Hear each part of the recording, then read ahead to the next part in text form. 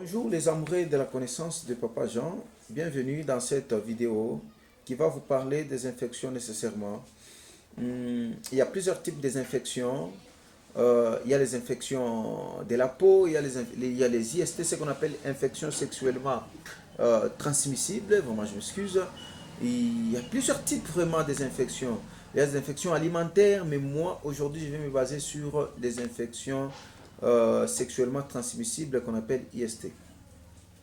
Si vous n'êtes pas encore abonné, abonnez-vous pour plus de conseils et pour la santé. Merci beaucoup. Moi, c'est Papa Jean qui vous conseille toujours et qui vous met toujours à la page de l'actualité en ce qui concerne la vie des couples. Merci beaucoup. Je passe à l'essentiel. Les infections qu'on appelle IST, les infections sexuellement transmissibles, ce sont des infections vraiment, mes chers amis, mes chers collègues, mes chers papas, mes chers mamans, mes chers frères, mes chers petits, mes chers, voilà, mes chers machins. Il faut toujours éviter les infections sexuellement transmissibles parce qu'ils sont des infections. On a plusieurs types encore des infections sexuellement transmissibles où on voit la gonorrhée, on voit la syphilis, on voit machin. Mais je parle tout en tout, donc en général, d'une manière générale, les IST. Ça nous apporte d'abord le premier objectif pour les infections sexuellement transmissibles qu'on appelle en sigle IST. D'abord, la première des choses, c'est la stérilité. Premier objectif des infections sexuellement transmissibles, c'est la stérilité. Te rendre stérile. Tu es maman, tu as seulement un seul enfant, peut-être tu n'as jamais eu même l'enfant, 3 ans au mariage, 4 ans, 5 ans, il ne faut pas toujours attraper les sourciers, les sourcières, voilà, ma tante, mon oncle, il faut aussi se vérifier. Parce que les infections bouches des trompes des Fallope, les infections nous poussent à avoir aussi des myomes. Les myomes n'ont pas toujours une seule cause, non. Les myomes aussi tirent sa cause à partir des infections sexuellement transmissibles. Donc, entretenez très bien vos toilettes. Prenez au moins, si vous êtes dans les cas des infections sexuellement transmissibles, si vous n'avez pas encore trouvé les traitements efficaces, je dis bien, si vous n'avez pas encore trouvé des traitements efficaces, veillez à prendre au moins 4 litres d'eau par jour. Ça va vous épargner contre plusieurs choses en attendant que vous puissiez prendre les traitements qui sont vraiment très efficaces. Alors mes chers amours, je vous aime trop et voilà. Chez les papas, les infections se manifestent plus rapidement que chez les mamans. Pourquoi? La raison est que l'appareil génital des papas est externe, est beaucoup plus externe. Ce n'est que la prostate qui est interne. Mais tout ce qui reste comme verge, les testicules, machin, se trouve à l'extérieur. C'est pourquoi les infections de la part des papas se manifestent plus rapidement que chez les mamans. Les mamans, leur appareil génital est beaucoup plus interne. Ce qui est externe, ce n'est que la vulve, parce que la vulve contient la clitoris, la vulve contient les grandes lèvres et les petites lèvres, point et barre. Mais tout ce qui reste sont internes. Tout ce qui reste sont internes. Donc, chez les mamans, vous allez voir une maman qui souffre avec les IST pendant 6 mois, mais il n'y a rien comme réaction.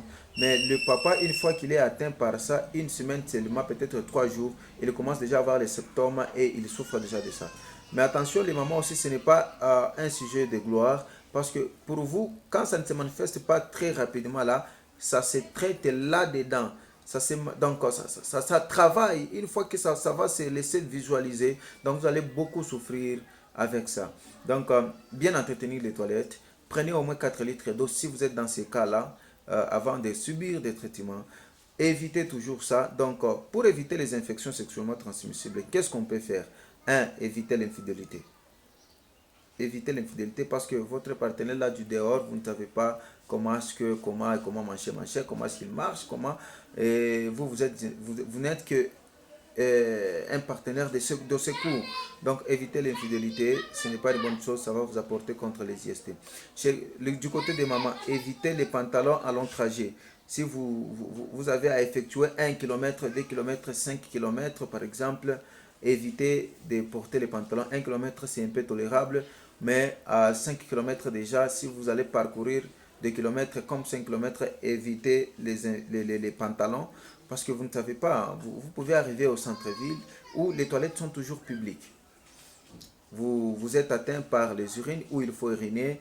Vous n'avez pas autre choix que de payer une toilette qui est publique et vous ne savez pas qui était entré avant vous et vous êtes obligé de faire descendre le pantalon jusqu'au niveau des genoux et s'accroupir jusqu'au niveau de la cuve.